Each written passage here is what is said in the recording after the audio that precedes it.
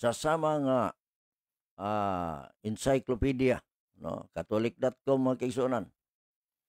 Dunay nahimong bishop sa Roma ni adtong 314 to 335 AD, more or less mga 21 years, no.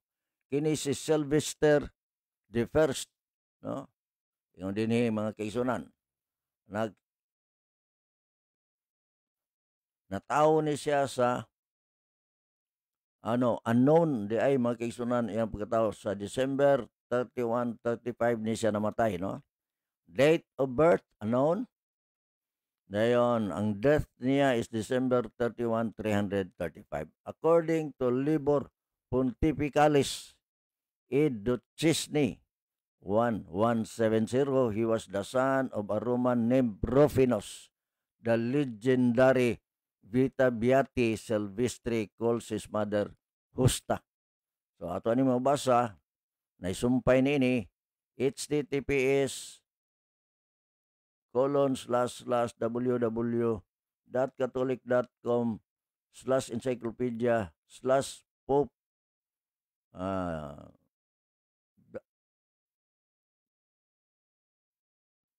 minus Sylvester minus I minus Saint mga kaigsunan. So mao kini mga kaigsunan. Sa sumpay niini nag-ingon dinhi, after the death of Melquiades Sylvester was made bishop of Rome, gihimo siyang obispo sa Roma and occupied this position 21 years. Og nga kini nga posisyon sulod sa 21 ka tuig gikan sa 314 ngadto sa 335 AD.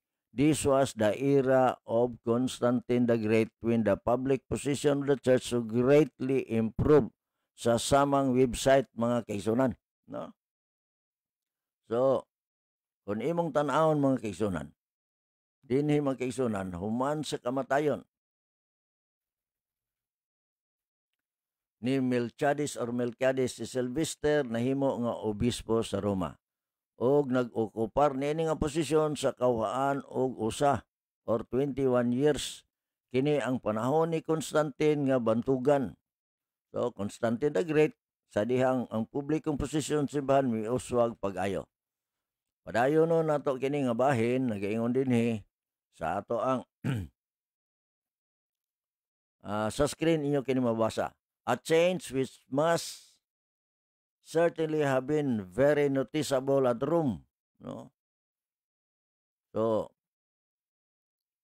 it is consequently to be regretted, no, that there is so little authoritative information concerning Sylvester's pontificate. Usa ka kausaban nga siguradong namatikdan kaayo sa Roma, busa ang ngayan nga pagmay nga adunay gamay kayo ang otoritatibo nga kasayuran bahin sa pagka-punto ni Sylvester mga kaigsunan the First, no? Ang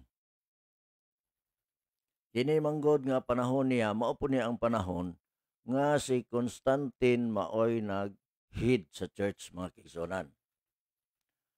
Sa unang siglo actually, ang pagkitunod, ang usa sa mga siglo, sa unang mga siglo, ang obispo sa Roma, giisip nga usa lamang sa mga obispo sa simbahan. Sama sa obispo sa Alexandria, ang obispo sa Episo, ang obispo sa Jerusalem, ang obispo sa Constantinople. O uban pa, ang pangangkon sa Romano Katoliko nga ang Papa sa Roma gikan sa 314 ngadto sa 335 mao si Sylvester o sa 364 si Liberius. Ang ulo sa simbahan actually ni adtong tuiga, ni adtong mga panahon mao si Constantino or Constantine.